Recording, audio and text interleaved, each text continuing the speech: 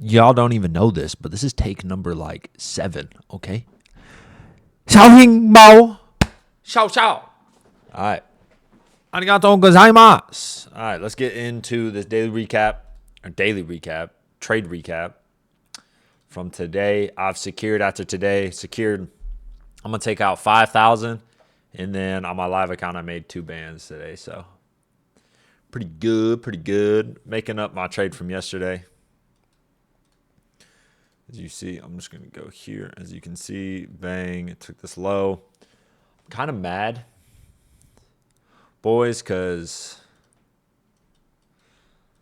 I really did want this, right? I wanted this low here, which we haven't hit it yet. But look at it. I mean, bro, I'd have been up so much bread.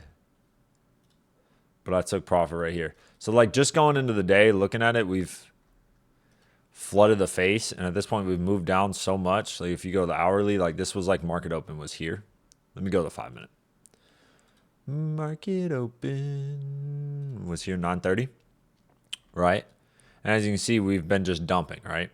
And I didn't really see us wanting from here to push all the way up 400 points to these high. I didn't see a reason for that because just previously in the week, like we came up, we pushed down.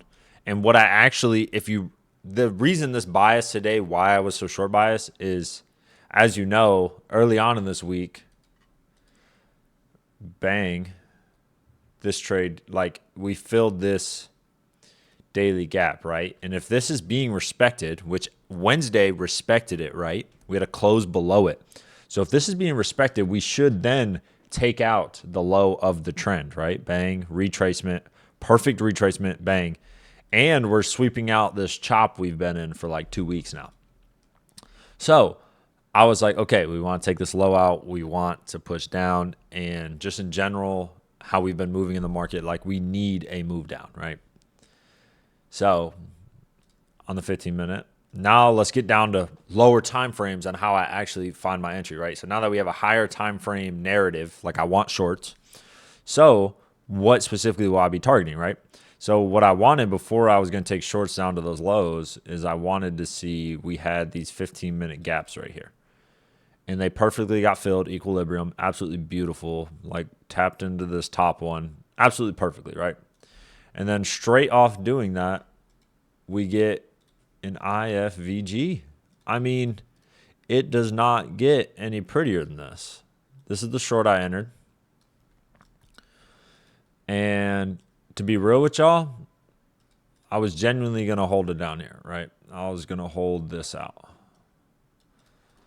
But at this point here, I was up 165 points. I was up $1,000 across all my accounts. And just the way we were moving here, the reason I did sell here, like if I've hit this fair value gap and then we get that IFVG and we just like push like this, I would have held, right? Like as you can see here, we started to do that. Like we have started to make like that actual good move down. But because we came in here and we just created a ton of low resistance liquidity, I saw it because like if I move my stop to break even, what I was going to do is once we took out this low, I was going to move my stop to break even, which would have been this line, like right around here. And this was a part of that low resistance trend here, right? Like low resistance liquidity, right? A lot of stops are going to be above these highs right here. And that is why I sold here, because of how much we edged like and sat around this price. Just did not look good to me. I was like, okay, I could easily see us sweep this. We come up, take this out, if not even take this high and then move lower. So that is why I sold right here. I had my actual TPs. I didn't actually hold them down here because I was like, we might wake it. I had them at 515. That's where my TP was. But I ended up just selling here, which, I mean, I'm happy with. Like, it's still an absolutely insane trade. It's just my narrative was lower. But this, I was talking to my friend that I'm mentoring right now to try to get him to get his first payout. And, guys, the Discord is fully completed. I'm going to try to make some, I'm gonna try to make a YouTube video. I'm gonna run some like advertisements on my TikTok, and I'm gonna do stuff like that to help promote it and stuff. And I got a couple things I want to do, and I just got to make sure that like troubleshoot wise, it's all good. So I'm gonna throw my friend in there, and he's gonna check it out, like to make sure everything is normal.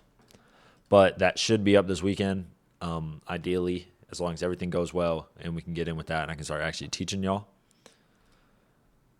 But besides that, so what we were talking about is I like having like since this is my main TP, right? This is my overall like narrative. Like I want this low taken out narrative wise, right? Like this is my target DOL. But sometimes there's what makes some of my trades like really, really, really good is like this low right here. I mean, I'm already up 3R, like 2 to 3R with just this 3R with this trade. Like it's a 3R trade just to this low.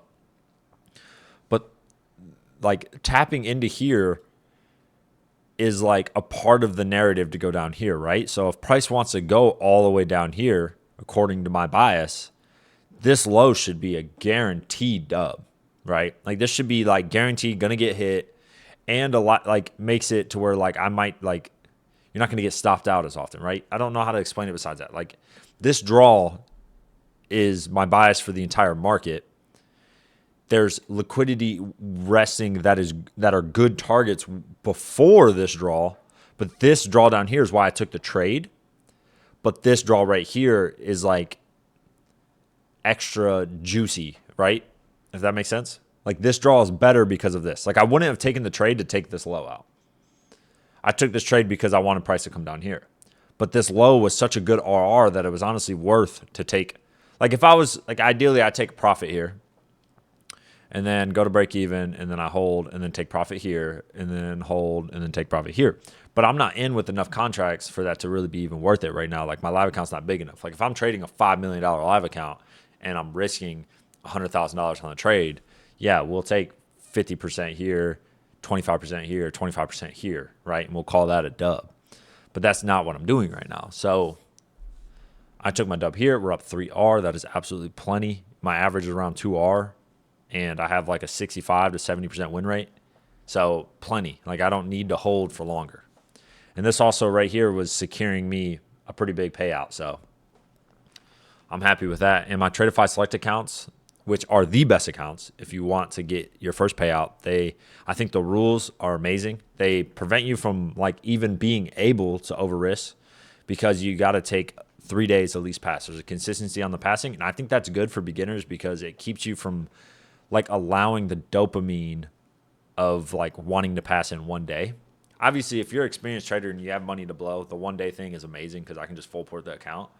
But for beginners, I think it's a great way to get into trading, and it'll prevent you from just blowing a lot of money, right? And it gives you time to actually like develop more skills under pressure and trading under pressure. So if you haven't and you want to cop some of those, I do have a code as you can see in the top. Obviously, I got to advertise it, guys. It's, free bread. Can't blame me. It's free bread. So, but this is the trade I took. It's crazy to think that I've literally taken 2 trades this week. Lost 500, right? First trade. So, man. And then today made 1K. So we're up 500 on the week. Just like that. Just because of my strategy. Like I have a 50-50 for this week and I'm up 500. We win tomorrow. We're going to be in business. So we're up 500. And we're chilling now. So I'm going to request that payout at 5 o'clock today. I'll keep you updated on that. And then my live account made 2 bands today. So my live account, I lost 1,000. I risked 1,000 a trade right now. And I made 2K today. So we're up 1,000 on the week. Or like 1,100. So that's dope. And then building my buffer. I got to build my buffer for my Lucid accounts. I got to bring those up 2K. And we're in business. The Tradeify accounts are up, so if I win tomorrow, I'm taking a payout with them, which will be nice because I'm trying to get back moved to the live account.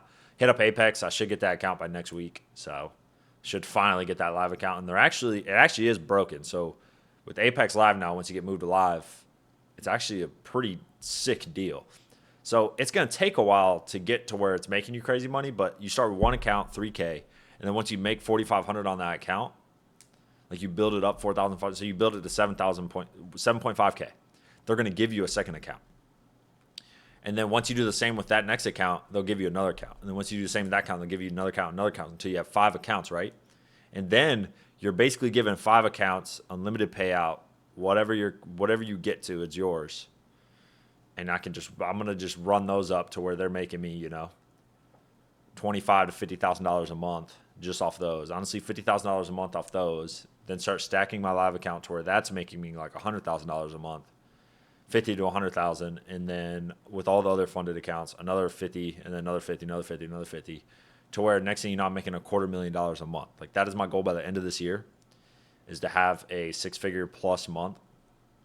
That is the goal, to be able to stack it. But I got to see the long-term vision. If I get caught up in the short-term wanting money now, I'm going to rent myself and I'm going to blow those, or I'm going to mess up and we're going to be back to square one. But if I take my time and I trust in my setup, trust in my system, and I continue to put the work in, it's going to happen, right? You got to see long-term vision. Like I might not be taking out as much payouts because I got to save the money that's in the account. I don't want to just pull out $2,000 because I can. I want to wait, build them up, and then take out payouts. And then on top of this, they also have, like, when they moved me to live, all my accounts combined were up like $30,000 for all 20 of them. So when they moved me up, I now have a $30,000 bonus vault. So every payout I request, they'll give me like 30 to 30% of that vault every single time. So that is nice, okay? And I think it's a 100% profit split. Or is it like 90-10? I don't know, but they're broken. All right, guys, that's it for today. I got to go hit legs today. Probably practice some golf. Yeah, guys, shot a 82 yesterday. We've broken 80, so our best score is a 79. Shot an 82 yesterday at Miramichi, which really happy with that. That course is pretty difficult. It's like hilly and hard. So like if you don't land it like in the right spot, it's gonna bounce out of bounds, right? It's not gonna it's literally gonna bounce out of bounds. But yeah, golf has been very addicting, but also maybe one of the worst decisions because now I have to become goated at it. Like I can't pick up something and not try to literally be the best I know I can be at it. And I know I can be pretty dang good at it. So I'm going to have to put in the work. So yeah, guys, that's it for today. Hopefully y'all took a dub today. Hopefully y'all took shorts. That was definitely the play of the day. Or if you took pre-market longs into that 15-minute, that would have been good too.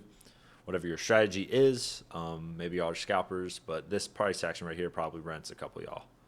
But hopefully y'all have a good one. And if you did take the short, maybe y'all are still holding. Y'all are some ballers. That's goated. I wish I held longer now in hindsight looking at this, but it's fine. Y'all have a good one, and I'll be back on here tomorrow with another trade recap.